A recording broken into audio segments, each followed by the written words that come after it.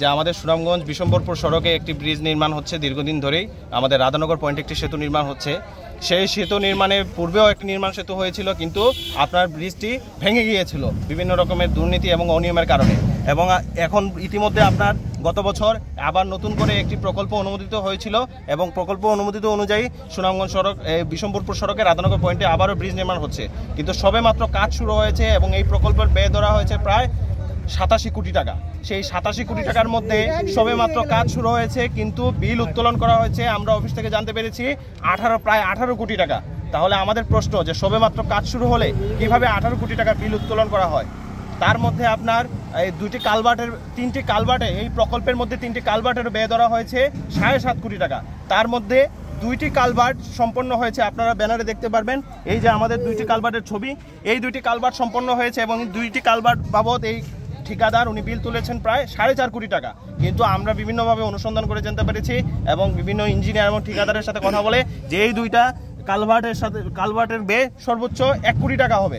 তাহলে এই অতিরিক্ত ব্যয় কীভাবে ধরা হলো? এবং সবেমাত্র কাজ যদি শুরু হয়ে থাকে, তাইলে এখানে আমরা ধারণা করতে পারছি যে বাস্তব অনুযায়ী কাজ 3 ভাগের 1 ভাগ কাজ হয়েছে।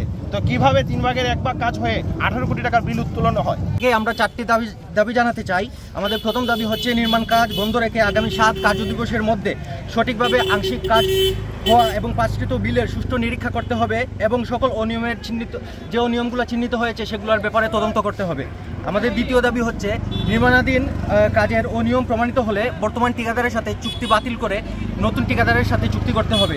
আমাদের তৃতীয় দাবি হচ্ছে প্রকল্পের দুর্নীতি প্রমাণিত হলে ঠিকাদারের লাইসেন্স বাতিল করতে হবে এবং শাস্তির ব্যবস্থা করতে হবে।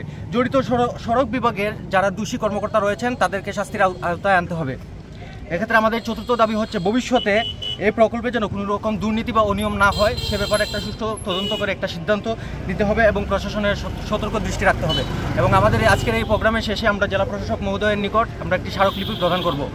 আমার বাড়ি লালপুর, আর রাধানগর ব্রিজ একটা হইতেছে, আগে সরকারের ব্রিজ করছে, এই ব্রিজ ভাঙে গেছে ভাঙে যাওয়ার পরে আজকের বেলা আমরা রাত্রে 12টা 1টার সময় বাজার থেকে যাই, দেখি রাত্রে 12টা 1টার সময় এরা কাজ করে। সময়ে আপনার এই ঠিকাদার থাকে না, কন্ট্রাক্টর থাকে না, এরা ইট দিয়া বিছাইয়া ডালাই দিয়া গুড়িলা এ ধরনের কাজ হইতেছে। আমরা শুনছি যে এই ধরনের বরাদ্দ এটা শুধু রোডের দ্বারা ব্রিজ হয়ে যেতে পারে, কিন্তু যে কাজ করতেছে এটা আর 2 বছরও যাবে না, আবারও ভাঙিয়া হয়ে দচ্চা ভরে যাবে। এটা হলো কি আপনার যারা বর্তমান যে ব্রিজটা করতেছে, কিছুদিন আগে আমার বাড়ি রাধানগর কি আমি নিজে দেখছি, মানে তারা নিচে ইট বিছাইছে, মানে আগে তো পাইলিং করতে ইট বিছাইয়ে মানে এটা বালু দিয়ে আস্তর করে নিয়েছে। আস্তর করার পরে যখন বৃষ্টি আইছে, বৃষ্টির ডোলে এটা মানে নিচের মাটি কাটা গেছে, এখন এটা ভেঙে যাইতেছে, বুঝছেন? এই যে ডুবা লাগছে, ডুবার পানি ছাড়া পরে এখন ভেঙে যাইতেছে। আর মূলত তারা যে কাজটা করতো রোড দিয়ে এবং বালু পাথর দিয়ে কাজ করতো, এখন তারা শুধু ইট আর কংক্রিট দিয়ে কাজটা করতেছে।